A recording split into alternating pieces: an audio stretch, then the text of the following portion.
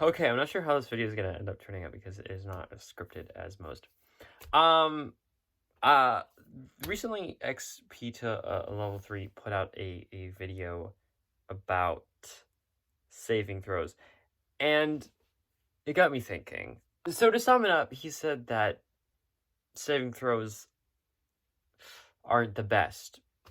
He says he feels like the randomness means that you win by luck rather than the decisions you make, and there's other ways to do it, which, like, I get it, but you're playing. First of all, you're playing D&D.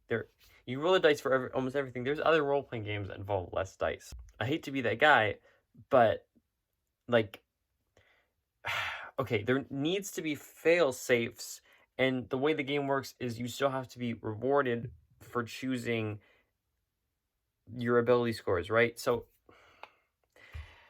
like, what's like, oh, what do that one time that the wizard, succeeds against the mind flayers, like, your investment in intelligence pays off. And I know that that's not restrictive. Like, what he was saying is that, oh, what if it was just like a passive score where suggestion was against their wisdom score instead of having them make a save throw. But the issue with this is that, okay, if you thought that beforehand it was bad because there was a chance of the spell failing, now it's even worse, and I'll tell you why. You have absolutely no agency. There are effects that allow you to reduce or re-roll things, which mean resources you can use, but there's nothing you can do. There's absolutely, like, if they use suggestion against you, there's absolutely nothing you can do if you have a terrible wisdom score. There is no hope. So it's not even better because you're against an enemy. You have no idea what their wisdom score is, okay? You have no idea unless you're metagaming. So you cast suggestion and it fails. That means you know their wisdom score is higher than your suggestion score. It means that you had no hope at the begin with to start with. And if you knew that information, then you wouldn't have to cast a spell, right? This encourages you to be metagaming so you don't waste. But that's not a good habit to develop, and it's not good to feel like, oh, there's nothing I could do to make this work. I hate that feeling. Maybe I'm alone with this, and this is a bit ranty, but I like to have hope. Look, if a fight isn't going our way, or a fight is going our way, they can always change, right? And I like that because, like, if a fight's going really terrible, if it were more set in stone, then what's the point? I would just give up. But because things are not set in stone, we can roll well, and there's still a chance that they can roll bad. That hope encourages you to fight on and to actually enjoy the rest of the fight rather than just wallowing in defeat. That is an important feeling to me, and in the fun of my enjoyment of combat is because that's why throwing powerful enemies at, like, the players allows them to still with to rise up, because there's always hope. And I don't think if everything was statted, you wouldn't take risks. Ironically, XP level 3 literally said at the beginning of the video that for him, D&D is about risks and rewards for him. And I know what he means is that, like, strategically making choices that are interesting, and having those choices have consequences and pay off. That's what he wants. But having, like, there's just, I don't think anything should be guaranteed. I mean, I know it sucks when a plan fails, right? But, like, oh, we're gonna set these traps and we're gonna do whatever, and then, like, then we're just gonna roll. They roll really well, and they see all the traps and notice them, and then the enemies just go through them and nothing happens. But, like, that sucks, and I understand the sentiment there. And they're never gonna do nothing too. Like, with saving throws, like the half damage on it says, or I mean, some are hit or miss, definitely, but the like having it automatically succeed or fail means that there's nothing you could do.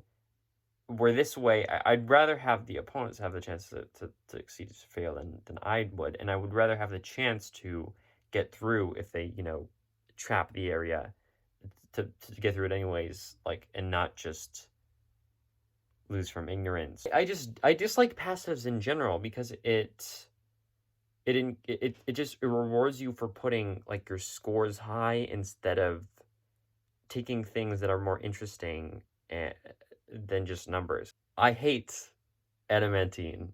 I know I'm saying a lot of hateful stuff, but like I don't like adamantine armor for allies or enemies because it negates crits. Now, like as a DM or as a player, when you roll a crit, it feels really good. But if that's negated, that takes it away. Like the whole point of having chances, there's a possibility for you to crit, right? That's one of the cool things about there's hope. Like, oh, we need to pull a critical hit off to win. There's still hope. And having like the one of the reasons for having chance in your game removed is really disheartening. He did bring up some interesting points in his video though. Like, for example, fireball. One option for it is to make it go off the next turn. So everyone who is in the area knows that it's going to go off so they can move, but they might want to take that damage for strategic reasons if that's a good position to be in. Like, oh, I risk taking opportunity attacks if I move out of the way. And I like that. I like choice, like he was saying. Choice is not a bad thing. Choice is a good thing, and finding ways to implement that are fun. Like, what could also be interesting is maybe the enemy, I don't know, like you have the Mind Flayer, like the first attack it takes, it's just damage, right? And the second time, though, it automatically does the Brain Suck or the stunning, right? That way, it could encourage you to try not to get hit by the Mind Flayer twice. Oh, I can go in melee and risk getting hit by them, and then but then there's that risk of getting hit again, right? So it's this cat and mouse of trying to get the attention to different players so that none of them get hit twice. Like I think more strategic battle stuff could be really interesting. One enemy I had this ray, like this laser ray thing, and it was always like moving and chasing the players, so it would deal a lot of damage if they're in that space, so it encouraged them to move because it was constantly going around the battlefield. And like even though it never landed, like that's why I think it's better for enemies, not players, because even though it never landed any damage because they're always moving away, it encouraged them to be more mobile and change up their strategy. If that were on the other side where the player was using it against the enemy, as a DM, like, okay, I want the players to have strategy. I don't want myself to win because I had good strategy.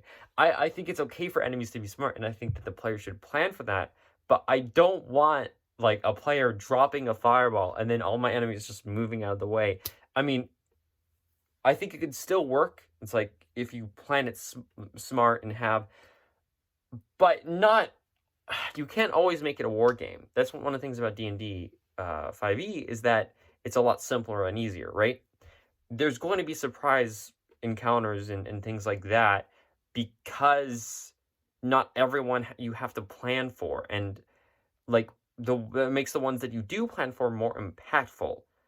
I don't mind the point system idea he had, where it's Blades in the Dark, where there's that stress mechanic, and basically you can use up stress to succeed or reroll things, right? Um,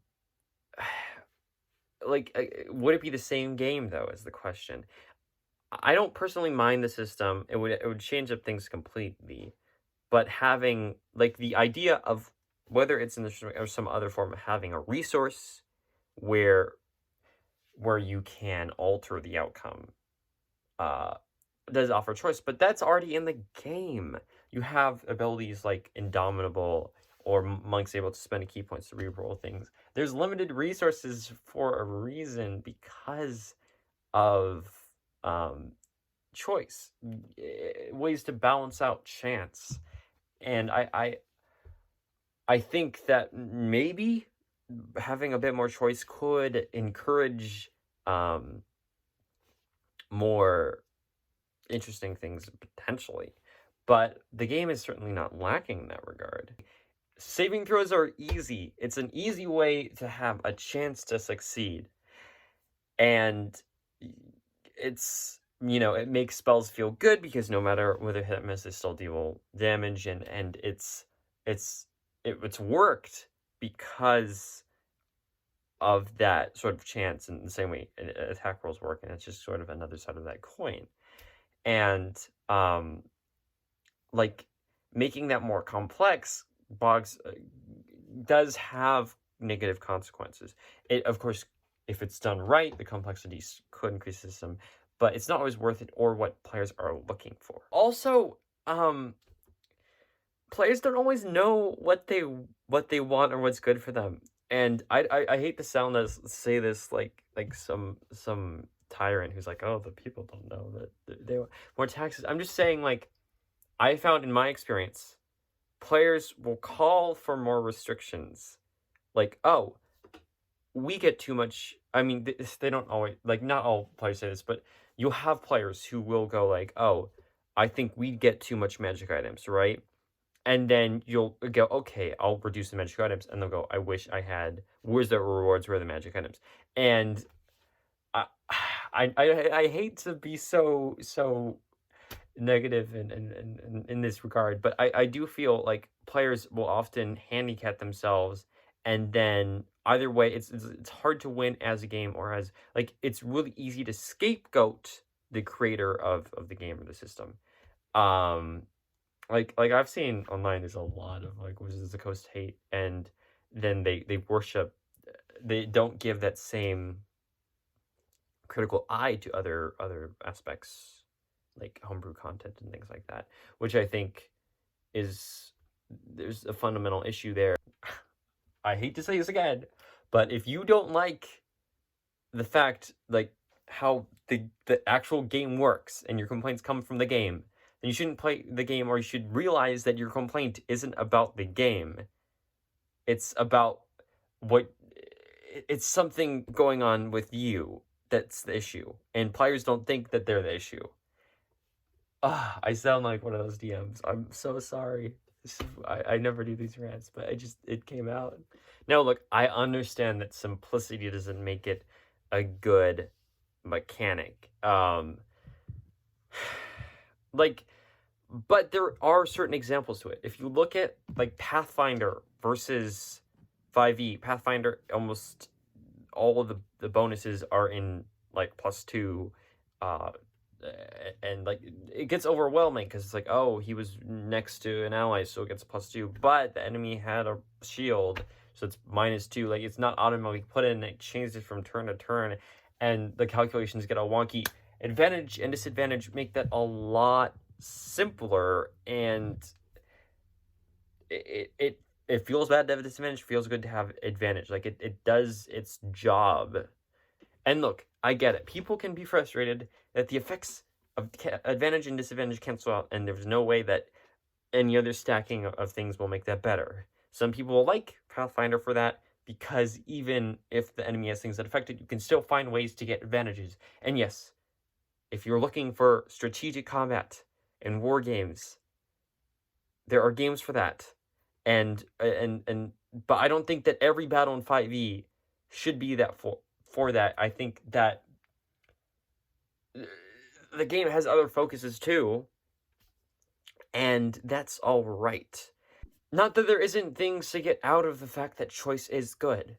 If it's to take anything in your design and in just in general, I think what the takeaway should be is that choice is good, and I think hope is good, and I think possibility isn't a bad thing. I think, in my experiences, having agency is better than automatic successes and failures. This is why legendary resistances can be frustrating, because, like, for enemies to have, because basically what it's saying is that, oh, all my spells, like hold person and things, aren't going to work against them. Like, that doesn't feel good necessarily. And so there's certain having that side on, I guess that's another takeaway from this.